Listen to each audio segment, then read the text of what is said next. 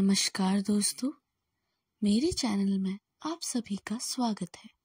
तो आज सुनिए मुंशी प्रेमचंद की लिखित कहानी यही मेरा वतन है। आज पूरे 60 साल के बाद मुझे अपने वतन, प्यारे वतन का दीदार फिर नसीब हुआ। जिस वक्त मैं अपने प्यारे वतन से रुखसत हुआ और मुझे किस्मत पश्चिम की ओर ले चली, उस वक्त मैं कड़ा जवान था। मेरी रगों में ताजा खून दौड़ता था और ये दिल उमंगों और बड़े बड़े इरादों से भरा हुआ था। मुझे भारतवर्ष से किसी जालिम के जोर और जब्र या इंसाफ के जबरदस्त हाथों ने जुदा नहीं किया था। नहीं, जालिम का जुल्म और कानून की सख्तियां मुझसे जो चाहे करा सकती है, मगर मुझसे मेरा वतन नहीं छुड़ा सकती।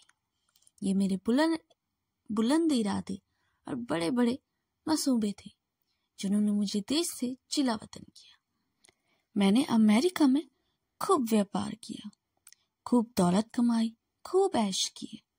खूबी एक किस्मत से बीवी भी ऐसी पाई जो हुस्न में अपनी ही नाज़ीर थी, जिसकी खूबसूरती का शहर सारे अमेरिका में फैला हुआ था और जिसके दिल में किसी ऐसे ख्याल की गुंजाइश भी ना थी जिसका मुझसे ताल्लुक ना हो। मैं उस पर दिलो जान से फिदा था। वो मेरे लिए सब कुछ थी। मेरे 5 बेटे हुए, खुशरू, कवि हैकल, सआदतमंद, जिन्होंने तिजारत को और भी चमकाया और जिनके भोले नन्हे बच्चे मेरी गोद में बैठे हुए थे। जब मैंने प्यारे वतन का दीदार करने के लिए कदम उठाया, मैंने बेशुमार दौलत, वफादार बीवी, सपूत बेटे और प्यारे प्यारे जिक्र के टुकड़े ऐसी बेबहा ने अमरते यानी कीमती धन दौलत कर दी, इसलिए कि अपनी प्यारी भारत माता का आखिरी दीदार कर लूं। मैं बहुत बूढ़ा हो गया हूँ। 10 बरस और जिंदा रहूं तो पूरे 100 बरस को हो जाऊं, और अब मेरे दिल में कोई आरज़ू बाकी है तो वो यही है कि अपने वतन की खाक मैं ही बनूं। ये आरज़ू कुछ आज ही मेरे दिल में पैदा हुई, बल्कि उस वक्त भी जब मेरी प्यारी बीवी अपनी शीरी बातों और नाजुक अंदाजों से मेरा दिल खुश किया करती थी। जब मेरे नौजवान बेटे सवेरे को आकर अपने बूढ़े बाप को अदब से सलाम किया करते थे, उस वक्त भी मेरे दिल में एक कांटा सा खटकता था, और वो कांटा ये था कि मैं जिला वतन हूँ। ये देश मेरा नहीं है, मैं इस देश का नहीं हूँ। दौलत मेरी थी, बीवी मेरी थी, लड़के भी मेरे ही थे, जायदाद मेरी थी, मगर ना जाने क्यों रह रहकर वतन की टूटे हुए झोपड़े, 4-6 बीघा पैतृक जमीनें और बचपन के साथियों की याद सताया जाया करती थी। और अक्सर खुश की गहमा गमी और शादमानियों की हुजूम में भी यही ख्याल दिल में चुटकी लिया करता था कि काश मैं अपने देश में होता। जिस वक्त बंबई में जहाज से उतरा तो मैंने पहले काले काले कोट पतलून पहने और टूटी फूटी अंग्रेजी बोलते हुए मल्लाह देखे। फिर अंग्रेजी दुकानें, ट्राम, मोटर गाड़ियां नजर आई और फिर रीढ़ वाले पहियों और चुरूट वाले आदमियों से मुठभेड़ हुई। फिर रेल का स्टेशन देखा, रेल पर सवार होकर अपने गांव चला। प्यारे गांव देखूं जो हरी भरी पहाड़ियों के बीच में वाक़ई था, तो मेरी आंखों में आंसू भर आए। मैं खूब रोया, क्योंकि यह मेरा देश ना था। यह वो देश था जिसके दीदार की आरज़ू हमेशा मेरे दिल में लहराया करती थी। यह कोई और देश था, यह अमेरिका था या इंग्लिस्तान था, मगर मेरा प्यारा भारत नहीं था। रेलगाड़ी, जंगलों, पहाड़ों, नदियों, मैदान को तय कर मेरे प्यारे गांव के करीब पहुंची, जो किसी जमाने में फूल पत्तों की इस इफरात और नदी तालों की कसरत से जन्नत का मुकाबला करती थी। मैं गाड़ी से उतरा तो मेरा दिल बांसों उछल रहा था। अब अपना प्यारा घर देखूंगा, अपने बचपन के प्यारे साथियों से मिलूंगा। मुझे उस वक्त ये बिल्कुल भी याद ना रहा कि मैं 90 साल का बूढ़ा हूँ। जो जो मैं गांव के करीब आता था, मेरे कदम जल्द जल्द उठते थे और फिर दिल एक ये नाकाबिल बर्दाश्त खुशी का असर हो रहा था। हर चीज को आंखें फाड़ फाड़ कर देखता। अरे ये तो वो नाला है जिसमें हर रोज घोड़े नहलाती और खुद गोते लगाती थी, मगर अब इनके दोनों तरफ कांटेदार तार लगे हुए थे। सामने एक बंगला था जिसमें 2-3 अंग्रेज बंदूकें लिए इधर उधर ताक रहे थे। नाले में नहाने को सख्त मना था। गांव में गया और निगाहें बचपन के साथियों को ढूंढने लगी, मगर अफसोस वो सब के सब लकमा ए अजल हो गई थी। और मेरा घर, मेरा टूटा फूटा झोपड़ा जिसकी गोद में मैं बरसों पहले खेला करता था, जहां बचपन और बेफिक्रियों से मजे लूटे थे, जिसका नक्शा अभी भी मेरी निगाहों में फिर रहा था, वही मेरा प्यारा घर अब मिट्टी का ढेर हो गया था। यह मुकाम गैराबाद ना था। सैदा आदमी चलते फिरते नजर आते जो अदालत और कलेक्टरी और थाना पुलिस की बातें करते रहते थे। उनके चेहरे पर तफक्कुर और उदासी नुमाया थी और वे सब दुनियावी फिक्रों से डरे मालूम हुआ करते थे। मेरे साथियों की तरह चाको चौक बंद, ताकतवर और लाल चेहरे वाले नौजवान कहीं दिखाई न पड़ते थे। वे अखाड़ा जिसकी बुनियाद मेरे हाथों ने डाली थी, वहां अब एक टूटा फूटा स्कूल था। चंद मरीज सूरत में कमजोर फागस्ता लड़के बैठे उग रहे थे। नहीं, ये मेरा देश नहीं हो सकता। ये देश देखने में मैं इतनी दूर से नहीं आया था। ये कोई और देश है। मेरा प्यारा भारतवर्ष नहीं है। बरगद के पेड़ की तरफ दौड़ा जिसमें खुशगवार साए में मेरे बचपन की बहरें उड़ाई थी, जो हमारे छुपटने का गवाह, जवानी का आरामगाह था। इस प्यारे बरगद को देखते ही दिल में एक रिक्कत तारी हो गई थी। ऐसी हसरतनाक दिल सोच और दर्दनाक यादें ताजा हो गई थी कि घंटों जमीन पर बैठा आंसू बहाता रहा। यही मेरा प्यारा बरगद है जिसकी फुगनियों पर हम चढ़ जाते थे, जिसकी जटाएं हमारा झूला थी और जिसके फल हमारी सारी दुनिया की मिठाइयों से भी ज्यादा लजीज और मीठे मालूम हुआ करते थे। वो मेरे गले में बाहें डाल कर खेलने वाले हम जोली, जो कभी रूठते भी थे कभी मनाते भी थे, वो कहाँ गए? मैं गुर्बत जदा मुसाफिर क्या अकेला हूँ? क्या मेरा कोई साथी नहीं है? इस बरगद के करीब अब था न था। दरखत के नीचे एक कुर्सी पर लाल पगड़ी बांधे एक बैठा हुआ था। उसके आसपास 10-20 और लाल पगड़ी वाले हाथ बांधे खड़े थे। एक नीम बहराना कह जदा शख्स जिस पर अभी भी चाबुकों की बौछार हुई थी, बड़ा सिसक रहा था। मुझे ख्याल आया, ये मेरा देश नहीं हो सकता। ये कोई और देश है। ये यूरोप है, अमेरिका है, मगर मेरी मादरे वतन नहीं है, हरगिज नहीं।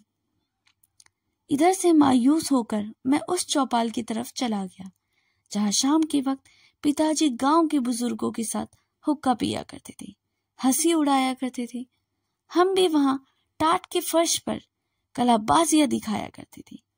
कभी कभी वहां पंचायत भी बैठा करती थी जिसमें सरपंच हमेशा पिताजी हुआ करते थे।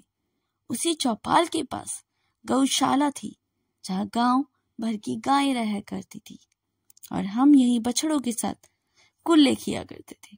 अफसोस अब उस चौपाल का पता नहीं है। वह अब गांव के लिए टीका लगाने का स्टेशन या डाक खाना था। उस वक्त उसी चौपाल से लगा हुआ था एक कुल्लू अड्डा था जहां जाड़ों के दिनों में उक पोरी जाती थी। गुड़ की खुशबू दिमाग से भर जाया करती थी। हम अब हमारे हम जोलियों घंटे गडेरियों का इंतजार करते बैठे थे। गडेरिया काटने वाले मजदूर की चाबुकती पर हैरत करते थे। जहाँ हजारों बार मैंने कच्चा पक्का दूध मिलाकर पिया। यहाँ आसपास के घरों से औरतें और बच्चे अपने घड़े लाया करते थे, उस पर रस से भरवा ले जाया करते थे। अफसोस, वो कोल्लू कि ज्यों की त्यों खड़े थे, मगर देखा कि कोल्लू वाड़े की जगह अब एक सन लपेटने वाली कल है। उसके मुताबिक एक तंबोली और सिगरेट वाली दुकानें हैं, और उन दिल खराश नजारों से दिल सशक्त होकर मैंने आदमी से जो सूरत की शरीफ नजर आता था कहा, माशे है, मैं परदेसी मुसाफिर हूँ, रात भर पड़े रहने के लिए मुझे जगह दे दो। उस आदमी ने मुझे सिर से पैर तक गौर से देखा और कहने लगा, आगे जाओ, यहाँ जगह नहीं है। मैं आगे गया और यहाँ से फिर हुक्म मिला, आगे जाओ, आगे जाओ। 5वीं बार एक साहब से पनाह मांगने पर उन्होंने एक मुट्ठी भर चने मेरे हाथ में रख दी। चने हाथ से छूट पड़े, आंखों में आंसू बहने लगे, मुंह में अचानक निकल पड़ा, हाय, ये मेरा देश नहीं हो सकता, ये कोई और देश है। यह हमारा मेहमान नवाज मुसाफिर नवाज मेरा प्यारा वतन नहीं है, हरगिज़ नहीं। मैंने सिरगेट की एक डिब्बी ली और एक सुनसान जगह पर बैठकर पुराने वक्तों को याद करने लगा। अचानक मुझे उस धर्मशाला का ख्याल आया जो मेरे परदेश जाते वक्त बन रहा था। मैं उधर की तरफ लपका कि रात किसी तरह वहीं काटूं, मगर अफसोस, धर्मशाला की इमारत ज्यों की त्यों थी, लेकिन उसमें गरीब मुसाफिरों के लिए जगह नहीं थी। शराब, बगतकारी और जुए जैसे अपने मकान बना रखा था।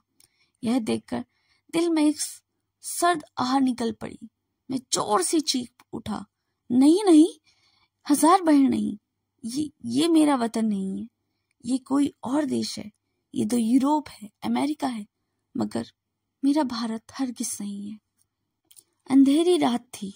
गीदड़ और कुत्ते अपने नगम में अलाप रहे थे। अपने दुखी दिल के साथ उसी नाले के किनारे जाकर बैठकर सोचने लगा कि अब क्या करूं? अब अपने प्यारे बच्चों के पास लौट जाऊं या अपनी नौमुराद मिट्टी अमेरिका की खाक में मिलाऊं?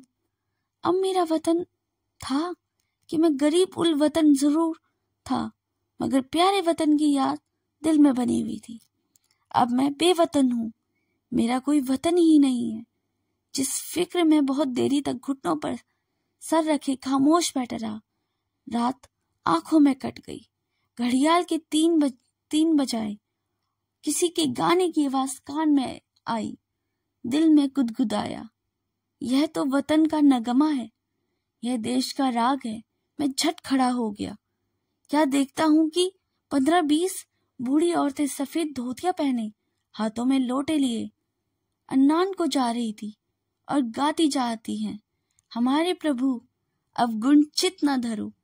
गीत को सुनकर महसूस हो रहा था कि इतने में मुझे बहुत से आदमियों की बोलचाल सुनाई पड़ी और हम लोग हाथों में पीतल के कमंडल लिए शिव हरे हरे गंगे गंगे नारायण नारायण कहते हुए दिखाई दिए। मैंने दिल में गुदगुदाया, फिर ये देश प्यारे देश की बातें हैं। मरफत ए मुसफ्फर दिल बाग बाग हो गया। मैं उन 4 आदमियों के साथ हो लिया। 1 2 3 4 5 6 मील पहाड़ी रास्ता तय करने के बाद हम उस नदी के किनारे पहुंचे जिसका नाम मुकद्दम है, जिसकी लहरों का गोता लगाना, जिसकी गोद में मरना हर हिंदू बरकत जानता है।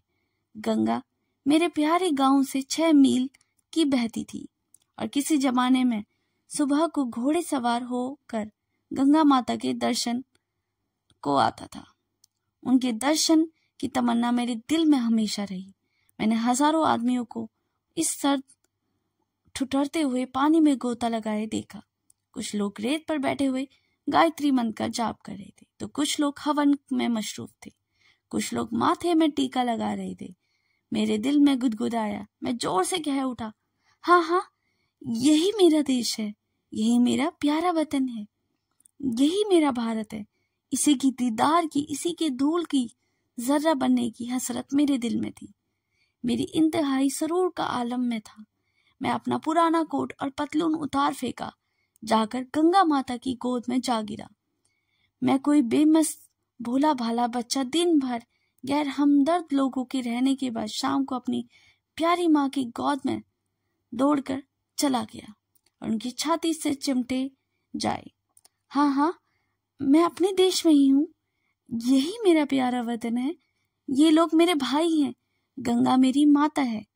मैं ठीक गंगा के किनारे एक छोटी सी कुटिया बनवा ली। अब मुझे मेरे सिवाय राम नाम जपने की कोई काम नहीं था। मैं रोज शाम सवेरे गंगा आसन करता हूँ और यह मेरी ख्वाहिश है, इसी जगह मेरा दम निकले और मेरी हड्डियां गंगा माता की लहरों में की भेंट में हो। मेरी बीवी, मेरे लड़के मुझे बार बार बुलाते थे, मगर मैं गंगा माता के किनारे और अपना प्यारा देश छोड़कर वहां नहीं जा सकता। मैं अपनी मिट्टी गंगा जी को सौंपूंगा। अब दुनिया की कोई भी ख्वाहिश, किसी आरज़ू मुझे यहाँ से हटा नहीं सकती, क्योंकि ये मेरा प्यारा देश है, मेरा प्यारा वतन है और मेरी ख्वाहिश है कि मैं अपने वतन में ही मरूं। आपको ये वीडियो कैसी लगी मुझे कमेंट में ज़रूर बताएं। अगर आपको मेरी वीडियोस अच्छी लगती हैं तो इसे लाइक, सब्सक्राइब एंड शेयर ज़रूर करें और इसके साथ लगे हुए बेल आइकन को भी प्रेस ज़रूर करें, ताकि मेरे द्वारा लाई गई वीडियो का अपडेट आप तक पहुंचता रहे। तब तक के लिए धन्यवाद। आपका दिन शुभ हो।